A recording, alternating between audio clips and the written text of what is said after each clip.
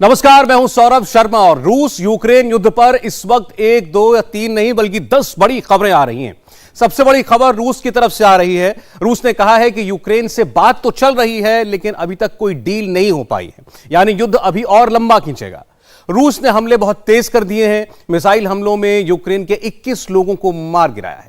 इस बार पूर्वी यूक्रेन में रूसी हमला अचानक काफी तेज हो गया। एक और बड़ी खबर इसके साथ ही व्हाइट हाउस से एक खबर आ रही है, अभी खबर आई है कि विश्व युद्ध जैसे हालात के बीच अमेरिकी राष्ट्रपति जो बाइडेन और चीन के राष्ट्रपति शी जिनपिंग बात करने वाले हैं। नई दिल्ली में भी हलचल तेज है। इस हफ्ते जापान के प्रधानमंत्री और मोदी की इन पर्सन मीटिंग फिक्स हो गई है।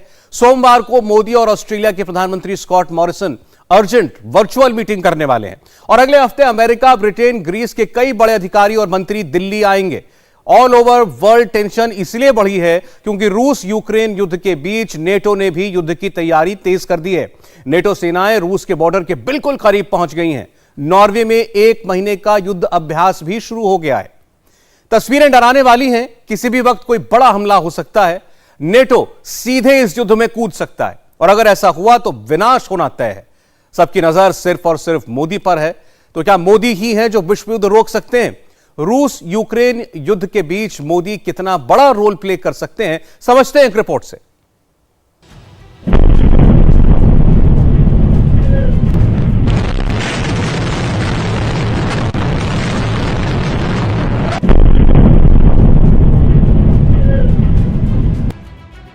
युद्ध के 22 दिन हो गए। रूस रुक नहीं रहा, यूक्रेन झुक नहीं रहा। हमले तेज हो गए हैं। रॉकेट्स दोगुने रफ्तार से निकलने लगे हैं। इंडिया सब देख रहा है।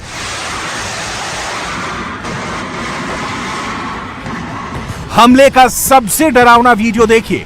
एक एक फ्रेम पर गौर कीजिए। धमाकों की आवाज सुन पाएंगे। कितने रॉकेट्स दागे गए ये नहीं गिन पाएंगे। ये इकलौता वीडियो नहीं है। यूक्रेन ने अभी एक नया वीडियो जारी किया है।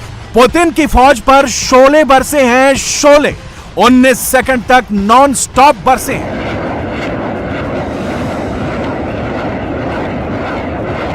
कीव से एक और हैरान कर देने वाला वीडियो आया है। रूसी सैनिकों और यूक्रेनी सैनिकों के बीच लाइव युद्ध कैमरे पर कैप्चर हुआ है। पहली गोली उधर से चली, दूसरी गोली इधर से चली और इसके बाद घने जंगलों में सिर्फ धमाकों की ही गूंज सुनाई दी। फिर जैसे ही रूसी टैंक शहरों में घुसे, यूक्रेनियों ने एरियल अटैक कर दिया। एक के बाद एक धमाके करके रूस के सारे टैंक्स तबाह कर डाले।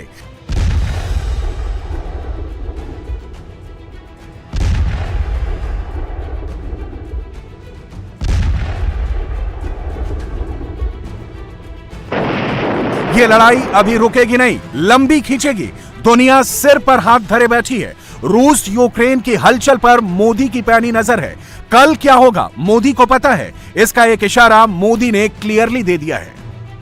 21वीं सदी के जिस मुकाम पर आज भारत है, पूरी दुनिया की नजरें आज हिंदुस्तान पर टिकी हुई है।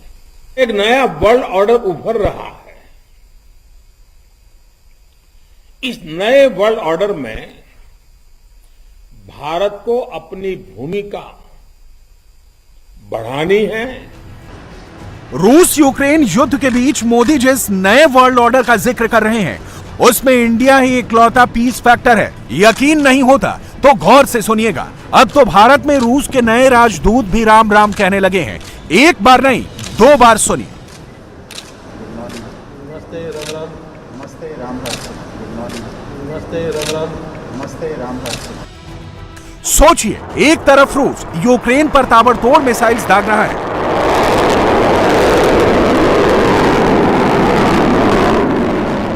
और दूसरी तरफ दिल्ली में रूस के नए राजदूत राम राम का नाम जप रहे हैं। इसके पीछे की भी अपनी कूटनीति है और इसमें भी इंडिया वाला सॉलिड एंगल है। यह समझने के लिए आपको मोदी, एनएसए अजित डोवल और भारत के विदेश मंत्रालय की लेटेस्ट टाइमलाइन देखनी होगी। मोदी ने कुछ घंटों पहले ही साउथ कोरिया के प्रेसिडेंट इलेक्ट यून सुक योल से फोन पर बात की है। मौजूदा ग्लोबल कॉन्टेक्स्ट पर चर्चा की है। NSC Ajit Doval second India Indonesia security dialogue के लिए इंडोनेशिया पहुंचे। दुनिया की डेवलपिंग सिचुएशन सहित तमाम मुद्दों पर बात की। मोदी उन चुनिंदा वर्ल्ड लीडर्स में से हैं जिन्होंने युद्ध शुरू होने के बाद से लेकर अब तक लगातार पुतिन और जेलेंस्की को एंगेज किया है। नरेंद्र मोदी और फ्रांस के राष्ट्रपति इमैनुअल मैक्रो, ये दोनों ही दुनिया के ऐसे वर्ल्ड लीडर्स हैं जो लगातार रूस और यूक्रेन के राष्ट्रपति के संपर्क में रहे हैं। बात का ये दायरा बढ़ने वाला है। रूस यूक्रेन के बीच नॉनस्टॉप जारी युद्ध के बीच विदेशी मेहमानों के साथ मोदी की एंगेजमेंट बढ़ने वाली है। मोदी से मिलने कौन कौन आ रहा है, क्यों आ रहा है, सबकी डिटेल हमारे पास आई है। आपको पूरी रिपोर्ट देंगे, मगर उससे पहले कुछ तस्वीरें देख लीजिए। मोदी युद्ध खत्म करने की कोशिशें कर रहे हैं, मगर अमेरिका और उसके नाटो सहयोगी टेंशन बढ़ाने वाला काम कर रहे हैं। फ्रांस के मिराज एयरक्राफ्ट को एस्टोनिया में एयर पुलिसिंग मिशन पर तैनात कर दिया गया है।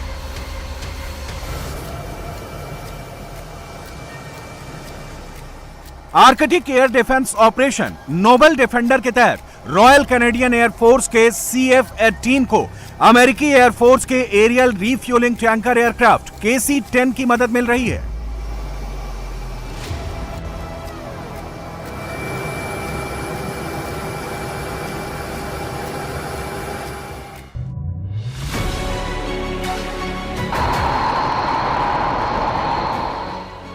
इस बीच फ्रांस के राफेल लड़ाकू विमान को भी मिशन पर लगा दिया गया है। विजिलेंस बढ़ा दी गई है। नाटो के एयर पावर की नुमाइश शुरू हो गई है। इन वीडियोस के अलावा कुछ डराने वाली तस्वीरें भी आई हैं। नाटो एक तरह से रूस के दरवाजे तक पहुंच चुका है। रूस से सिर्फ कुछ 100 किलोमीटर की दूरी पर मिशन कोल्ड रिस्पॉन्स 22 के तहत 25 देशों के 30,000 सैनिकों को रूस के पड़ोस में नॉर्वे भेज दिया गया है। इसके अलावा 50 समुद्री युद्धपोत और 200 एयरक्राफ्ट भी युद्ध की तैयारी शुरू कर चुके हैं।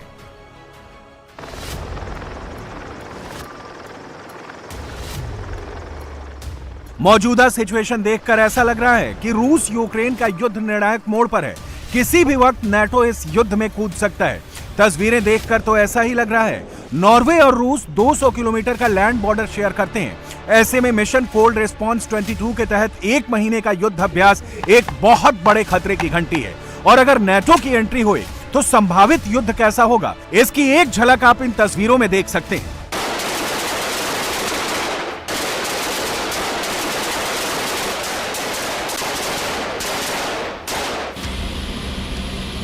यानी ऐसा लग रहा है मानो दुनिया के ताकतवर देश रूस यूक्रेन को मानव इतिहास की सबसे बड़ी त्रासदी बनाने पर खुले हुए हैं। मगर दूसरी तरफ डायलॉग का रास्ता सिर्फ इंडिया दिखा रहा है। तभी तो दुनिया भारत का दरवाजा खटखटा रही है।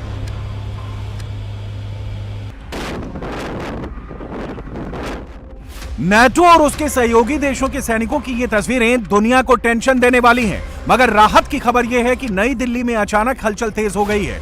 कई सारे नाटो देश और क्वाड के सदस्य देशों के अधिकारियों और मंत्रियों के राउंड दिल्ली में लगने वाले हैं। इसी महीने की 21 तारीख को प्रधानमंत्री मोदी और क्वाड के सदस्य देश ऑस्ट्रेलिया के प्रधानमंत्री स्कॉट मॉरिसन एक वर्चुअल समिट करने वाले हैं। इसी शनिवार को मोदी और जापान के प्रधानमंत्री के बीच इन पर्सन समिट होने वाली है। इसके अलावा US under secretary of state Victoria Nuland अगले हफ्ते दिल्ली आ सकती हैं। मार्च के अंत में ब्रिटेन की विदेश सचिव लिज ट्रस भारत की विदेश मंत्री एस जयशंकर से मिल सकती हैं। अगले हफ्ते ग्रीस के विदेश मंत्री का भी भारत दौरा शेड्यूल्ड है। सूत्रों के मुताबिक भारत सरकार और इन सभी देशों के डेलीगेशन के बीच वैसे तो बायलैटरल, पॉलिटिकल और व्यापार के मुद्दे पर बात होगी, मगर इतना कंफर्म है कि हर बातचीत में रूस और यूक्रेन का मुद्दा ही टॉप एजेंडा रहने वाला है। वजह बहुत सिंपल है। दुनिया मोदी को सेवियर के तौर पर देख रही है और इसके पीछे इंडिया की अपनी चाणक्य नीति है। याद कीजिए, जब युद्ध के शुरुआती दिनों में भारत में यूक्रेन के राजदूत ने महाभारत का जिक्र करके भारत से मदद की अपील की थी। वो स्क्रिप्ट यूं ही नहीं लिखी गई थी। भारत पहले दिन से दोनों देशों को बातचीत के टेबल पर बैठने को कह रहा है। इंडिया का स्टैंड आज भी बिल्कुल क्लियर है। भारत ने अपने इसी तटस्थ रुख से पश्चिमी देशों और रूस दोनों को साथ कर रखा है। यूक्रेन संकट पर किसी की तरफदारी ना करके भारत ने अपने दोस्त रूस का भी भरोसा कायम रखा है और यूक्रेन को भी पास रखा, जबकि अमेरिका, फ्रांस, ब्रिटेन, जर्मनी सहित ज्यादातर देशों ने यूक्रेन पर हमले की खुलकर आलोचना की है, लेकिन भारत इसमें शरीक नहीं हुआ है। इस मामले में उसने बीच का रास्ता अपनाया हुआ है। अब तक भारत का स्टैंड न्यूट्रल रहा है। ये बात पश्चिमी देशों को अखरी भी है, मगर भारत तराजू के दोनों पलड़ों को संभालता दिख रहा है। वजह सिंपल है, भारत न रूस को छोड़ सकता है न यूक्रेन को छोड़ सकता है। खुद मोदी से सुनिए, इंडिया रूस हो या यूक्रेन, दोनों में से किसी एक की साइड क्यों नहीं ले सकता। इस समय जो युद्ध चल रहा है उसका प्रभाव प्रत्यक्ष और परोक्ष रूप से दुनिया के हर देश पर पड़ रहा है। भारत शांति के पक्ष में है, बातचीत से हर समस्या को सुलझाने के पक्ष में है, लेकिन जो देश सीधे जंग लड़ रहे हैं, भारत का उनसे आर्थिक दृष्टि से, सुरक्षा की दृष्टि से, शिक्षा की दृष्टि से, राजनीतिक दृष्टि से नाता है। भारत की बहुत सारी जरूरतें इन देशों से जुड़ी हुई हैं। भारत बाहर से जो कच्चा तेल मंगाता है, पाम ऑयल मंगाता है, सनफ्लावर ऑयल मंगाता है, उसकी कीमत भी अंतर्राष्ट्रीय बाजार में बहुत तेजी से बढ़ रही है। कोयला हो, गैस हो, फर्टिलाइजर हो, सभी की कीमतों में पूरी दुनिया में कल्पना बाहर का उछाल आ रहा है। युद्ध के कारण पूरी दुनिया में महंगाई बढ़ रही है। विकासशील देशों को विशेष रूप से कठिनाई का सामना करना पड़ रहा है। साथियों, इस वैश्विक संदर्भ में इन कठिनाइयों के बीच इस बार के बजट पर नजर डालें तो एक विश्वास पैदा होता है। देश आत्मनिर्भर भारत अभियान के मार्ग पर आगे बढ़ रहा है। तो युद्ध ने भी विश्व की चिंताएं बढ़ाई है। इन परिस्थितियों में दुनिया भर की सप्लाई चेन छिन्न भिन्न हो गई है। 2 साल से सप्लाई चेन पर बहुत ही विपरीत प्रभाव हुआ और युद्ध ने उसमें और जोड़ दिया। इन चुनौतियों से निपटने के लिए भारत ने जो कदम उठाए, आर्थिक स्तर पर जो फैसले लिए, गरीब कल्याण के जो फैसले लिए, उन सभी ने भारत को संभलकर आगे बढ़ने में बहुत मदद की। भारत बच पाया है क्योंकि हमारी नीतियां जमीन से जुड़ी रही। दुनिया जबरन भारत पर रूस के खिलाफ यूक्रेन का साइड लेने का दबाव बना रही है, मगर भारत अपने रुख पर कायम है और यही बात पश्चिमी देशों, खासकर अमेरिका को पसंद नहीं आ रही। अब इसमें एक नया विवाद शुरू हुआ है। रूस पर लगे आर्थिक प्रतिबंधों के बीच रूस कई देशों को उनकी करेंसी में सस्ता कच्चा तेल देने की पेशकश कर रहा है। इनमें भारत भी शामिल है, मगर अमेरिका चाहता है कि भारत किसी भी कीमत पर रूस का ऑफर कबूल ना करे। व्हाइट हाउस का कहना है कि अगर भारत अब रूस से सस्ता क्रूड ऑयल खरीदता है तो यह डेमोक्रेसी के लिहाज से बेहद गलत कदम होगा और यह माना जाएगा कि भारत इस मामले में रूस का समर्थन कर रहा है। मगर हैरानी की बात यह है कि अभी भी कई सारे यूरोपियन देश ऐसे हैं जो युद्ध के बीच भी रूस से कच्चे तेल का आयात कर रहे हैं। अभी मैंने जैसे कहा कि हमारी ज़रूरतें रहती हैं, हम इंपोर्टिंग कंट्री हैं और रूस से तेल या गैस वगैरह की इंपोर्ट्स के बारे में मैंने जैसा कहा कि हम जानते हैं कि काफी देश उनसे ले रही हैं, आयात हो रही है वहां से, तो इसीलिए हम उससे यूरोप की कंट्रियां, मैं सिर्फ इतना ही कहना चाहूंगा। अमेरिका भारत को यह ज्ञान दे रहा है कि अगर उसने रूस से कम दाम पर कच्चे तेल लिए तो ठीक नहीं होगा। अमेरिका की खींच बताने के लिए काफी है कि भारत का स्टैंड बिल्कुल सही है। तभी तो मोदी आज से ही नेक्स्ट 25 इयर्स वाले प्लान पर काम करने लगे हैं और इसमें आत्मनिर्भर भारत का रोल बहुत बड़ा है, जो देश को कभी लीडर बनाएगा और अमेरिका जैसा देश देखता रह जाएगा। 21वीं सदी के भारत का सबसे बड़ा लक्ष्य, ये लक्ष्य है आत्मनिर्भर भारत का, आधुनिक भारत का। इस समय को हमें खोना नहीं है।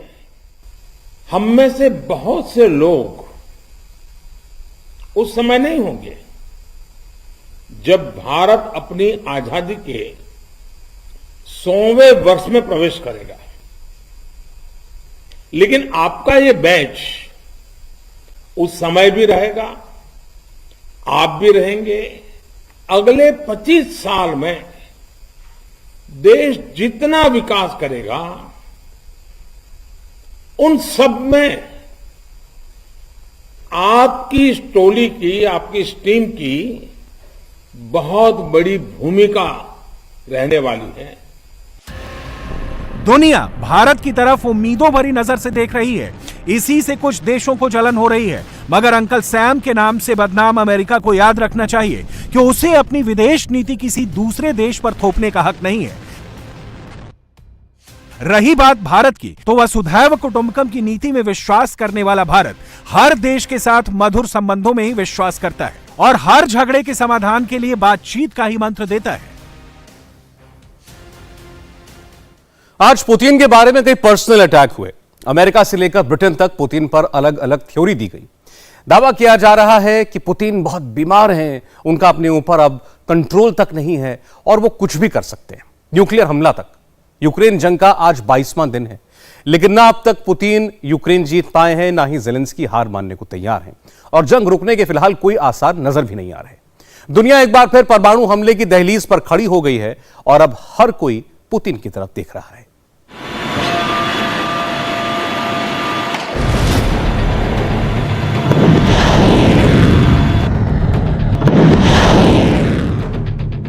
दस दिन बाद अब न्यूक्लियर वॉर।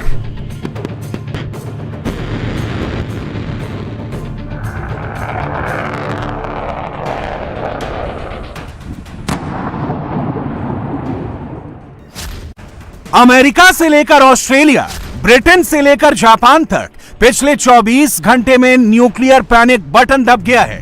बात अब फिर परमाणु युद्ध पर आ गई है। हर कोई एक ही बात कर रहा है, पुतिन फंस गए हैं। अब पुतिन के पास दो ही रास्ते हैं,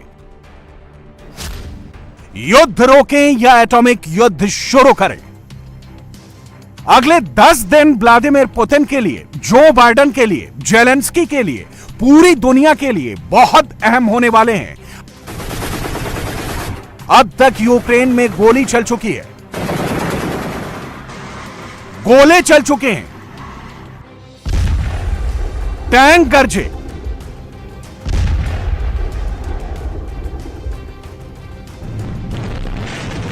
मिसाइल से भी हमला हुआ, इमारतें ढहीं, जिंदगियां खत्म हुई, लेकिन जंग का नतीजा नहीं निकला। पुतिन का जो यूक्रेन प्लान था, उसके मुताबिक यूक्रेन पर रशियन सेना 1 हफ्ते में कब्जा कर लेगी, मगर ऐसा कुछ नहीं हो पाया। यूक्रेन की सेना और जनता ने रूसी सेना को रोक लिया। इस बात की खुशी यूक्रेन को, यूरोप को और अमेरिका को खासी होगी, क्योंकि उनका पहला प्लान काम कर गया।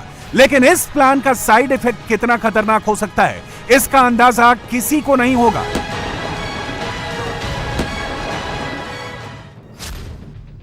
ब्रिटेन के डिफेंस एक्सपर्ट्स का दावा है, रूस के पास 10 से 14 दिन का गोला बारूद बचा है। अमेरिका के पूर्व सैन्य अधिकारी ने कहा है, रूस अब सिर्फ 10 दिन तक ही जंग लड़ सकता है। यानी अगर अगले 10 दिन में रूस यूक्रेन पर कब्जा नहीं कर पाया तो क्या यह जंग खत्म हो जाएगी? एक बात तो एकदम साफ है, पुतिन सब कुछ सहन कर सकते हैं लेकिन यूक्रेन से हार नहीं। अगर यह सच है कि पुतिन की सेना के पास अब सिर्फ 10 दिन का गोला बारूद बचा है तो 11 दिन के बाद पुतिन वो कर सकते हैं जो दुनिया का नक्शा नहीं बदलेगा बल्कि पूरी दुनिया को ही बदल देगा।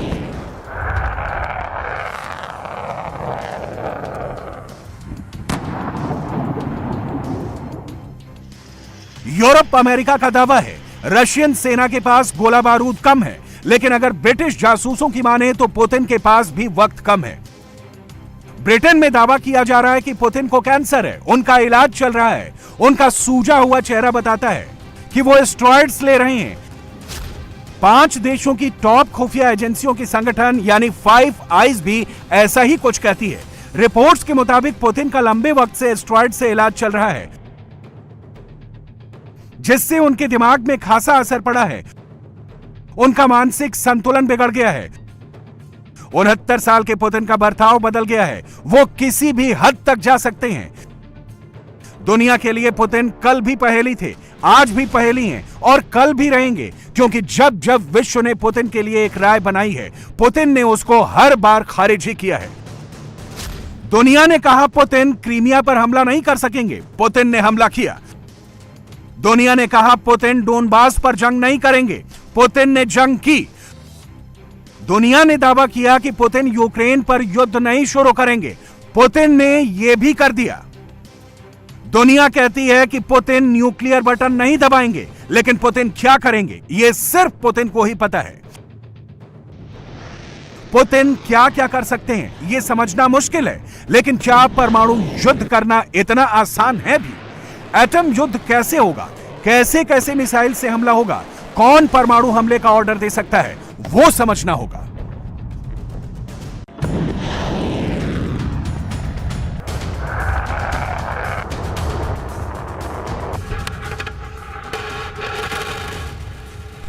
रूस की सरमट मिसाइल का लॉन्च देखने में जरूर रोमांचित लगता है, लेकिन यह मिसाइल इतनी खतरनाक है कि अगर न्यूक्लियर बम के साथ हमला करे तो पूरा का पूरा शहर तबाह कर सकती है।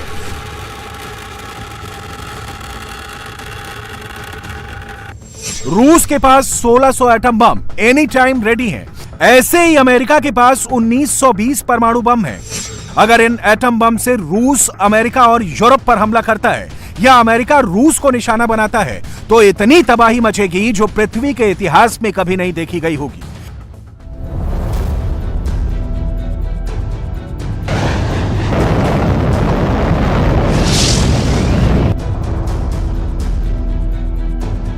ऐसा नहीं है पहली बार दुनिया न्यूक्लियर जंग के इतने पास आ गई है, बल्कि इतिहास पर नजर डालें तो कई बार परमाणु युद्ध होते होते टला है। ऐसा नहीं है, पुतिन अगर न्यूक्लियर वॉर का आदेश देते हैं तो वो यूक्रेन पर परमाणु बम से हमला करेंगे। ऐसा करने से रूस पर इसका जबरदस्त असर होगा और नेटो को रूस पर जवाबी हमला करने का पूरा वक्त मिलेगा। अगर पुतिन हमला करेंगे तो सबसे पहले अमेरिका पर करेंगे ताकि उसका सबसे बड़ा दुश्मन सबसे पहले हार मान ले। अमेरिकी न्यूक्लियर सिस्टम में एटॉमिक हमले करने का आदेश सिर्फ एक ही शख्स दे सकता है, वो है अमेरिका का राष्ट्रपति। रूस से दागी गई न्यूक्लियर मिसाइल आधे घंटे में अमेरिका तक पहुंच सकती है, लेकिन अगर रूस सबमरीन से हमला करता है तो महज 15 मिनट में अमेरिका पर न्यूक्लियर हमला हो जाएगा। न्यूक्लियर युद्ध का खतरा इतना ज्यादा माना जाता है कि अमेरिकी राष्ट्रपति के पास हमेशा कुछ खास लोग मौजूद रहते हैं। इन स्पेशल ऑफिसर्स के पास एक काले रंग का ब्रीफकेस होता है जिसको न्यूक्लियर फुटबॉल कहा जाता है। इस ब्रीफकेस में एक बुकलेट होती है जिसमें ग्राफिक्स के जरिए वॉर प्लान, हथियार और दुश्मन के टारगेट की पूरी जानकारी होती है। यह भी दर्ज होता है कि कहां पर हमले से कितने लोग मारे जाएंगे। न्यूक्लियर वॉर सिचुएशन में बाइडेन को इन बातों को बहुत कम वक्त में समझना होगा और हमले का आदेश देना होगा। अमेरिका के पास 5550 न्यूक्लियर बम है। उनको लॉन्च पेंटागन वॉर रूम से किया जाएगा, जिसका ऑर्डर अमेरिकी राष्ट्रपति देंगे। लेकिन जो बाइडेन के इस आदेश को तभी माना जाएगा जब वो एक खास कोड को बताएंगे, जो एक छोटे से प्लास्टिक कार्ड में हमेशा राष्ट्रपति के पास रहता है। इसी कार्ड की वजह से अमेरिकी प्रेसिडेंट को दुनिया का सबसे ताकतवर इंसान कहा जाता है, क्योंकि उसके पास विनाश की सबसे बड़ी शक्ति होती है।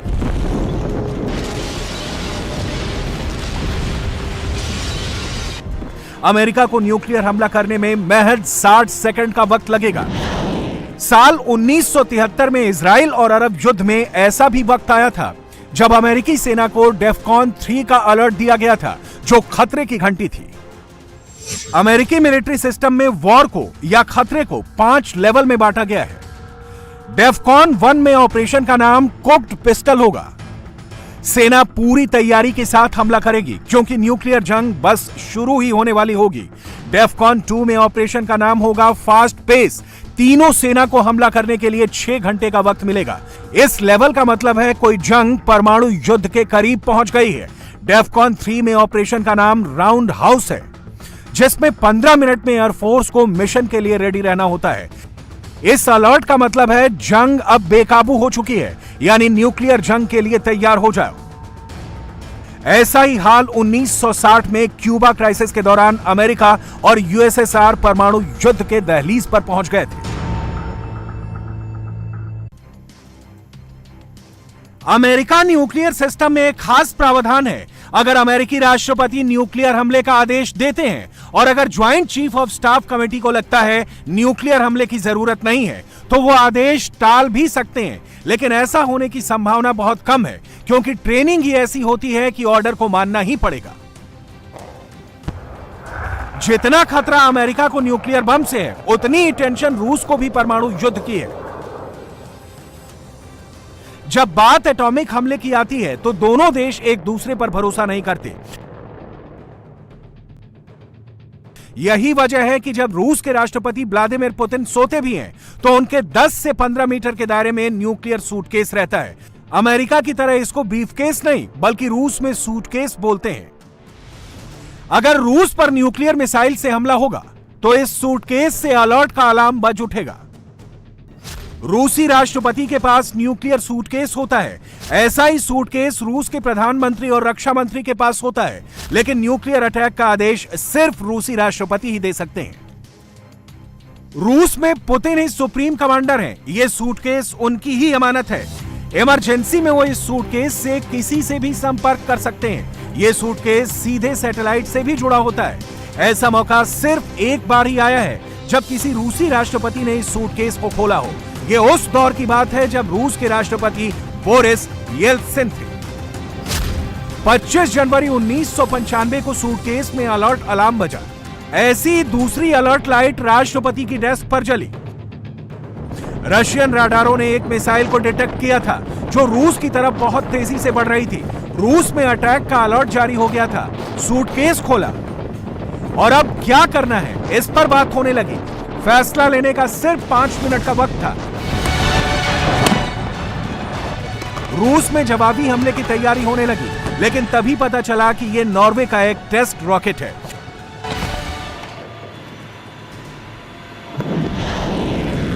अगर सही वक्त में पता नहीं चलता तो परमाणु युद्ध की नौबत आ ही गई थी। अमेरिका से लेकर रूस तक कई बार सेना को गलत कोड देकर न्यूक्लियर वॉर का ऑर्डर दिया जाता है, ताकि यह जान सके असल में जब युद्ध होगा तो किन किन बातों पर खास ध्यान देना होगा। रूस का जो न्यूक्लियर सिस्टम है, उसमें पुतिन के ऑर्डर को टालने की कोई गुंजाइश नहीं है। एक बार ऑर्डर दे दिया गया तो फिर परमाणु हमला होकर ही रहेगा। अगर परमाणु युद्ध हुआ तो सिर्फ अमेरिका और रूस एक दूसरे पर न्यूक्लियर हमला नहीं करेंगे, बल्कि इस जंग में ब्रिटेन का अहम रोल भी होगा। यह ब्रिटेन की सबसे खतरनाक सबमरीन ट्राइडेंट है, जिसमें ब्रिटिश न्यूक्लियर हथियार हर वक्त मौजूद रहते हैं। यह पनडुब्बी हर वक्त अटलांटिक सागर में कहीं मौजूद रहती है, जो न्यूक्लियर हमला करने के लिए हर वक्त रेडी रहती है। एक सिग्नल और परमाणु हमला हो गया। ब्रिटेन में सिर्फ प्रधानमंत्री ही न्यूक्लियर अटैक का ऑर्डर दे सकते हैं। इसके लिए ब्रिटिश पीएम को एक खास कोड देना होगा। ब्रिटेन की एक खास परंपरा है, जो ब्रिटिश प्रधानमंत्री बनता है वो न्यूक्लियर मिसाइल से लैस 4 सबमरीन को खत लिखता है। इस चिट्ठी को लास्ट रिसोर्ट कहते हैं। यह चिट्ठी सबमरीन की तिजोरी में रखी जाती है और प्रोटोकॉल के मुताबिक इसे तभी पढ़ा जाएगा जब ब्रिटेन किसी हमले में पूरी तरह से तबाह हो गया हो। ब्रिटिश प्रधानमंत्री की चिट्ठी द लास्ट रिसोर्ट में क्या लिखा जाता है यह किसी को नहीं पता होता। जब प्रधानमंत्री बदलता है तो चिट्ठी को बिना खोले जला दिया जाता है और नए पीएम की नई चिट्ठी रख दी जाती है। यह सच है कि इस वक्त दुनिया न्यूक्लियर वॉर की दहलीज पर खड़ी है, लेकिन दहलीज के दूसरी तरफ सर्वविनाश है। यूक्रेन युद्ध का आज 22वां दिन है। लगातार तबाही जारी है। आज यूक्रेन युद्ध के 22वें दिन यूक्रेन की कैपिटल कीव में भयंकर बमबारी हो रही है और पुतिन के कीव कैप्चर वाले प्लान से जेलेंस्की फुल टेंशन में है। दुनिया से मदद मांग रहे हैं। अमेरिका की एंट्री के बाद युद्ध टलने की जगह लंबा खिंचता दिखाई देने लगा है और बाइडेन कल चीन के राष्ट्रपति जिनपिंग से भी सीधी बात करने वाले हैं। रूस ने हमले बहुत तेज कर दिए हैं और थोड़ी देर पहले जेलेंस्की ने रूस को आतंकी देश घोषित करने के साथ साथ यूक्रेन में नो फ्लाई जोन बनाने की भी अपील की है। हालात बहुत खराब हो चुके हैं। यूक्रेन में आज दिन भर क्या हुआ इस रिपोर्ट में देखिए।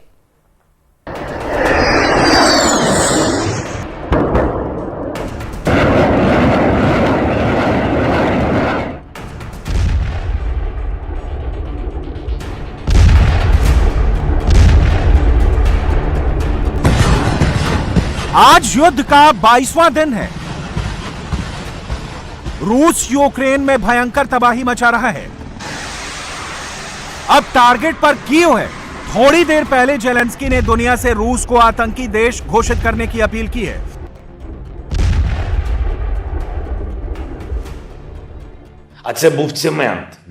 दुनिया को हर हालत में रूस को एक आधिकारिक आतंकी देश घोषित करना चाहिए। मेरी अपील है कि यूक्रेन को नो फ्लाई जोन घोषित किया जाए और रूस के खिलाफ नए प्रतिबंध लगाए जाएं। कीव पर रूसी हमलों से जेलेंस्की फुल टेंशन में है। जेलेंस्की खुद कीव में मौजूद है और पुतिन की आर्मी ने कीव को घेर लिया है। दिन रात बमबारी हो रही है। कीव में हमले बहुत ज्यादा तेज हो गए हैं। रूस कीव के रेजिडेंशियल एरिया में बमबारी कर रहा है। रूस ने कीव की 16 मंजिला इमारत के टॉप को टारगेट कर अटैक किया। धमाके के बाद भीषण आग लगी। 3 लोगों की मौत हो गई जबकि 30 से ज्यादा लोगों को जिंदा बचा लिया गया। रूस यूक्रेन में किस कदर तबाही मचा रहा है वो उपासना से आई इस तस्वीर को देखकर समझिए। रूसी एयर अटैक का ये नया वीडियो है। रूस का ये KA-52 हेलीकॉप्टर है। आप अटैक की आवाज सुन सकते हैं। कैसे हेलीकॉप्टर से बमबारी की जा रही है। रूस का Mi-28N हेलीकॉप्टर भी यूक्रेन के अलग अलग शहरों पर बमबारी कर रहा है। लगातार रॉकेट दागे जा रहे हैं।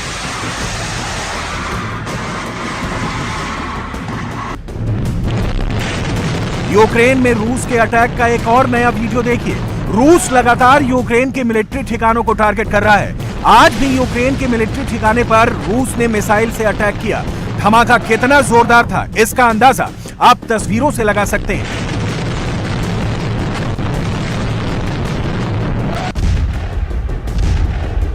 मिलिट्री ठिकाने के बाद यूक्रेन के मल्टीपल लॉन्च रॉकेट सिस्टम की तबाही का यह वीडियो देखिए। कीव के पास आज रूस ने ड्रोन से अटैक कर यहां एक के बाद एक 4 धमाके किए और सब कुछ बर्बाद कर दिया। यूक्रेन में अब तक का सबसे बड़ा धमाका मारियुपोल में हुआ। रूस ने मारियुपोल के उस थिएटर में बम बरसाए जिसमें बच्चों और महिलाओं को सुरक्षित रहने के लिए भेजा गया था। मारियुपोल में ड्रामा थिएटर के बाहर बड़े बड़े अक्षरों में चिल्ड्रन लिखा हुआ था। यूक्रेन ने दावा किया कि रूस ने बच्चों तक को नहीं बख्शा। मारियुपोल के इस थिएटर में एक तो नहीं बल्कि 1000 से ज्यादा लोग छिपे हुए थे। कितने मरे, कितनों को बचाया गया, अब तक साफ नहीं हो पाया है। मलबे का ढेर लगा है और जिंदगियों को बचाने के लिए रेस्क्यू किया जा रहा है। धमाके की और तस्वीरें आपको दिखाएं उससे पहले मारियुपोल में इस मॉल की तस्वीर को देखिए। इस मॉल में सब कुछ तबाह हो चुका है। जहां पहले लोग घूमने फिरने और मस्ती करने आते थे, आज वो जगह वीरान हो चुकी है। मारियुपोल के बाद मेरेफा की इस तस्वीर को देखिए। रूसी फाइटर जेट्स ने यहां एक स्कूल की बिल्डिंग पर अटैक किया, सब कुछ बर्बाद कर दिया। इस जंग में रूस को भी कम नुकसान नहीं हो रहा है। आज यूक्रेन ने दावा करते हुए कहा कि वो अब तक 14,000 से ज्यादा रूसी सैनिकों को मार चुका है। 1435 बख्तरबंद गाड़ियां तबाह हो चुकी हैं। 86 रूसी एयरक्राफ्ट, 108 रूसी हेलीकॉप्टर और 11 यूएवी ड्रोन अब तक मार गिराए हैं। यूक्रेन की आर्मी 444 रूसी टैंक तबाह कर चुकी है। रूस के 43 एंटी एयरक्राफ्ट वॉरफेयर सिस्टम और 72 MLRS को भी यूक्रेन ने बर्बाद कर दिया। जंग में यूक्रेन की आर्मी जबरदस्त पलटवार कर रही है। यूक्रेनी सेना ने आज रूस के टैंक को मार गिराया। यूक्रेन ने एक के बाद एक कई एंटी टैंक मिसाइल फायर किए। 2 मिसाइल निशाने पर नहीं लगे, लेकिन तीसरा अटैक सीधा टारगेट पर लगा और रूसी टैंक के परखच्चे उड़ गए। रूस की आर्मी पर यूक्रेन की सेना ने आज बड़ा आर्टिलरी अटैक किया। यूक्रेन ने रूसी सेना के बड़े काफिले पर ताबड़तोड़ रॉकेट अटैक दागे। वॉर जोन की इस तस्वीर को भी देखिए। यूक्रेन ने रूस का KA-52 हेलीकॉप्टर आज मार गिराया। यूक्रेन भले ही काउंटर अटैक कर रहा है, लेकिन रूसी सेना का मूवमेंट यूक्रेन में बढ़ता ही जा रहा है। सुमी के ओब्लास्ट में रूस की टैंक रेजिमेंट एंटर कर चुकी है। भीषण जंग चल रही है। जेलेंस्की हर दर पर मदद मांग रहे हैं। आज जर्मनी की संसद में जेलेंस्की ने बड़ा आरोप लगाया। जेलेंस्की ने कहा कि आप यूक्रेन की सुरक्षा से ज्यादा अपनी अर्थव्यवस्था को तरजीह दे रहे हैं। Коли ми запитували вас, що має зробити Україна, щоб стати मैं यूक्रेन में रूसी सैनिकों के हमले के 3 सप्ताह बाद और डोनबास में 8 साल के युद्ध के बाद आपसे बात कर रहा हूं। मैं जब आपसे बात कर रहा हूं, उस वक्त भी रूस हमारे शहरों पर बमबारी कर रहा है। यूक्रेन में जो कुछ भी है उसे नष्ट कर रहा है। घर, अस्पताल, स्कूल, चर्च, सबके ऊपर बमबारी हो रही है। मैं आपसे अपील करता हूं कि हमारी मदद करें, इस युद्ध को रोकें। आप यूक्रेन की सुरक्षा से ज्यादा अपनी अर्थव्यवस्था को तरजीह दे रहे हैं। अर्थव्यवस्था को नुकसान पहुंचने के डर से जर्मनी रूस पर कड़े प्रतिबंध लगाने से बच रहा है। чули спротив, ми зрозуміли, що ви хочете продовжувати.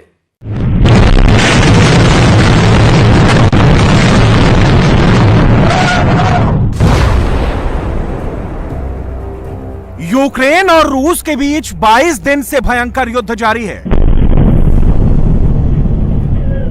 कल तक सीज फायर की अटकलें थी, लेकिन अमेरिका की मदद के बाद जेलेंस्की तीसरा विश्व युद्ध शुरू होने की बातें करने लगे हैं। बाइडेन ने पुतिन को वॉर क्रिमिनल बताया है। यूक्रेन को फुल सपोर्ट देने की तैयारी शुरू कर दी है। 22 दिन से दुनिया की दूसरी महाशक्ति का मुकाबला कर रहे यूक्रेन को अब दुनिया की सबसे बड़ी महाशक्ति का साथ मिल गया है।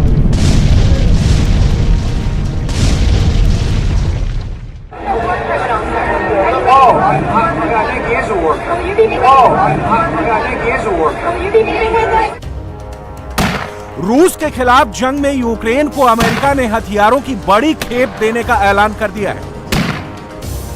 अमेरिका यूक्रेन को $800 मिलियन की अतिरिक्त सुरक्षा सहायता देगा। इसमें 800 anti aircraft system, 9000 anti armour system, 7000 shotgun, 600 stinger anti aircraft missile और 2600 जैवलिन एंटी टैंक मिसाइल के साथ ड्रोन और ग्रेनेड लॉन्चर जैसे छोटे हथियार भी शामिल है। इसके साथ ही अमेरिका ने रूस के खिलाफ बड़ा एक्शन लेते हुए 8 देशों का संगठन तैयार किया है। इस नए संगठन में America, Britain, Canada, France, Japan, Australia, Germany और इटली शामिल हैं। इन 8 देशों में रूसी अरबपतियों की संपत्ति जब्त की जाएगी। इंडिया टीवी हर वक्त हर जगह डाउनलोड करने के लिए सर्च करें India TV news Google play store या ऐप स्टोर पर।